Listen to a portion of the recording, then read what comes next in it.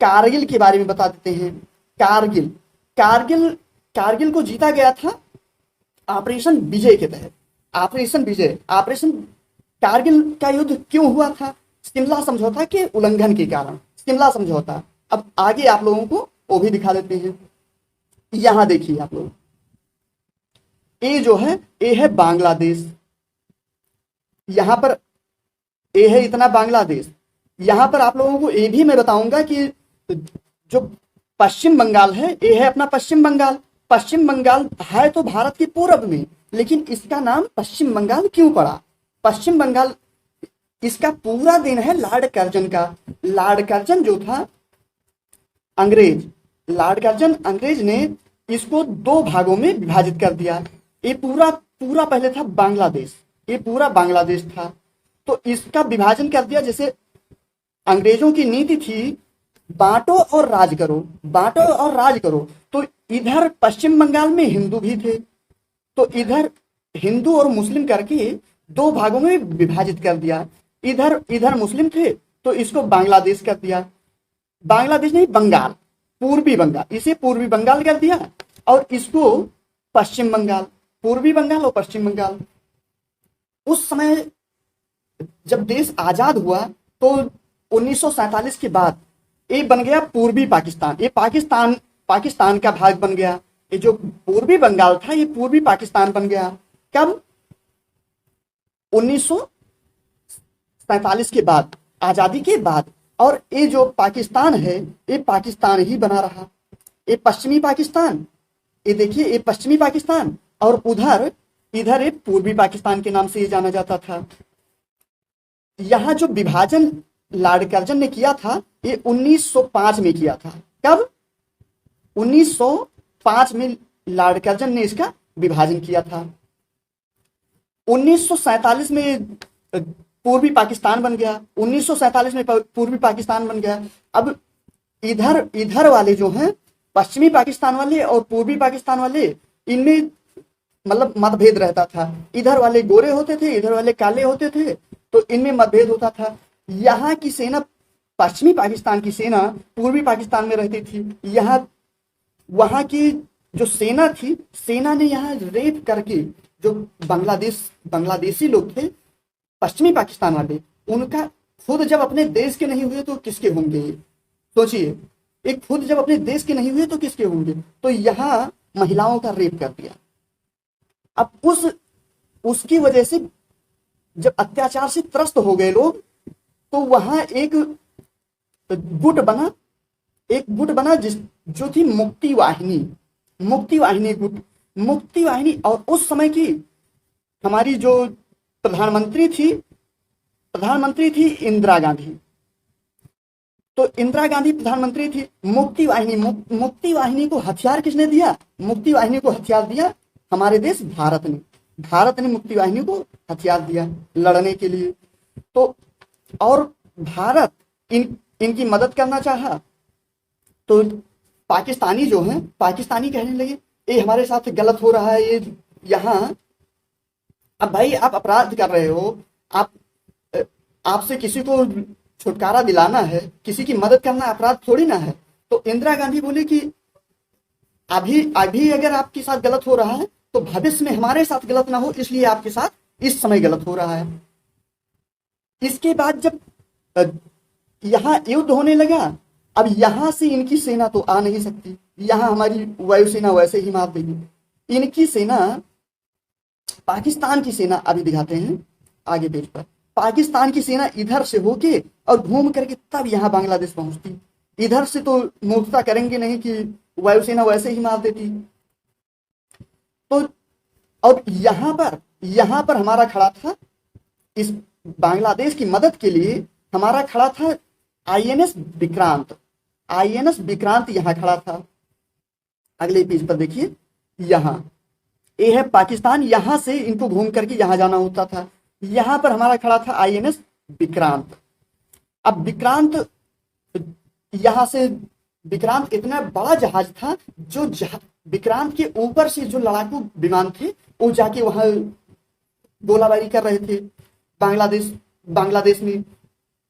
ये है 1900 1971 1971 की लड़ाई, 1971 की लड़ाई में यहाँ विक्रांत यहाँ खड़ा था, तो यहाँ से उसको मारने के लिए यहाँ से भेजे पीएनएस गाजी। पीएनएस गाजी, गाजी अटैक एक मूवी आई थी, उसको आप लोग देखे होंगे। तो पीएनएस गाजी को यहाँ से भेजे। पीएनएस गाजी आप लोगों को दिखा देते हैं, पीएनएस गाजी कौन सा है। ये है पीएनएस गाजी, ये पनडुब्बी है जो नीचे नीचे जाके और हमारे आईएनएस राजपूत, आईएनएस विक्रांत को मार सकती थी।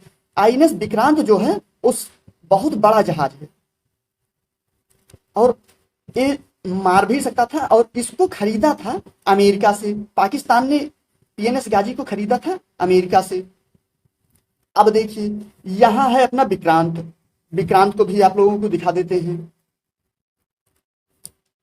ये है आपका विक्रांत, आईएनएस विक्रांत। तो इसको जो पीएनएस गाजी वैसे बहुत खतरनाक पनडुब्बी थी, इसको मार सकता था तो केवल हमारा आईएनएस राजपूत मार सकता था। आईएनएस राजपूत ही केवल इसे मार सकता था।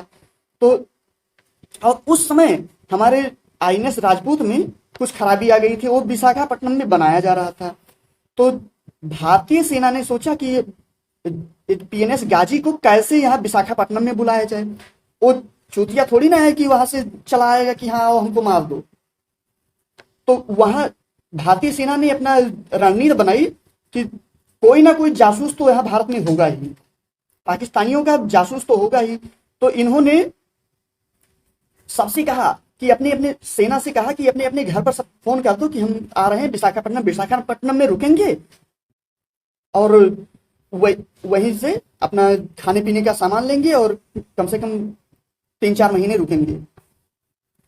तो ये जो पनडुब्बी थी पीएनएस गाजी इधर विशाखापट्टनम की तरफ घूम गई। विशाखापट्टनम में इसका यमराज इंतजार कर रहा था, जो अपना आईएनएस राजपूत था। आईएनएस राजपूत यहाँ इंतजार कर रहा था। आईएनएस राजपूत ही केवल इसे मार सकता था।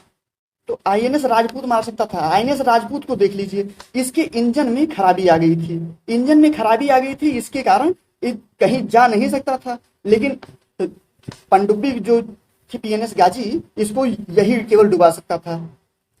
तो जब पीएनएस गाजी को आईएनएस राजपूत ने मार दिया तो भाई अमेरिका से खरीदे थे, तो अमेरिका को बताया कि आपकी पनडुब्बी को इन्होंने डुबा दिया और हमारी मदद कीजिए। तो अमेरिका वहां से अपना भेज दिया 7वां बेड़ा। 7वां बेड़ा देखिए, जो अमेरिका का 7वां, वो 7 लड़ाकू जहाजों के साथ एकदम भारी भरकम जहाजों के साथ चलता था। ये देखिए ये कितना बड़ा है। ये इतनी जहाजों के साथ इस 7वां बेड़ा चलता था। तब इंदिरा गांधी का दिमाग खराब हुआ। फिर उनको याद आया कि हमको क्या दिक्कत, हम तो रूस से भी एक समझौता करके आए हैं। तो रूस चली गई इंदिरा गांधी, उससे मदद मांगी। तो रूस ने कहा कि हाँ हम मदद करेंगे। वहां से उसने इसके मुकाबले के लिए अपना 40वां बेड़ा भेज दिया। 40वां बेड़ा देखिए, 40वां बेड़ा और भी खतरनाक, पूरा 40 जहाजों के साथ, एकदम भारी भरकम जहाजों के साथ चलता था। यहाँ आईएनएस राजपूत जो है, अमेरिका का 7वां बेड़ा इधर खड़ा हो गया और इधर से रूस का 40वां बेड़ा आ गया। तो रूस का 40वां बेड़ा यहाँ एकदम बाउंड्री बना के खड़ा हो गया कि कोई भारत पर आंख नहीं दिखा सकता। और इधर अपना जो आईएनएस विक्रांत था, वहां यहाँ से खूब धो रहा था। जो बांग्लादेश में घुसे थे इनके पाकिस्तानी सैनिक, उनको धुल रहा था। अब यहीं पर अमेरिका के 7वें बेड़ा ने कहा कि हम परमाणु हमला करेंगे, यहाँ परमाणु बम मारेंगे, हम परमाणु बम लेकर आए हैं। तो रूस के 40वां बेड़ा ने कहा कि हम भी जब चले थे तो परमाणु बम लादी के चले थे। वहां से जब चले थे तो 200-300 तो परमाणु बम गिने थे। उसके बाद वैसे लादे कहे कि चलो वहीं जब फूटेगा तब देखा जाएगा कितने हैं। और यहाँ ब्रिटेन ने भेज दिया यहाँ पर अपना ईगल, किसके? पाकिस्तान के समर्थन में। और इधर इसकी रूस की वायुसेना ओमान में यहाँ थी, यमन में रूस की वायुसेना थी। यहाँ से वो देख रेख कर रखी थी। रूस सरकार ने कहा कि वहां देख रेख रखना कि भारत पर कोई वो न कर पाए। अब इस युद्ध का परिणाम क्या रहा? इस युद्ध का परिणाम आप लोग देख लीजिए।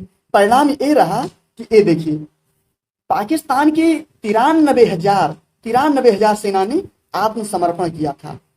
आत्मसमर्पण 93,000 सेना ने किया था। सोचिए, इतनी 93,000 सेना इतनी यूक्रेन की भी नहीं थी जो रूस से अपना मोर्चा ले रही थी।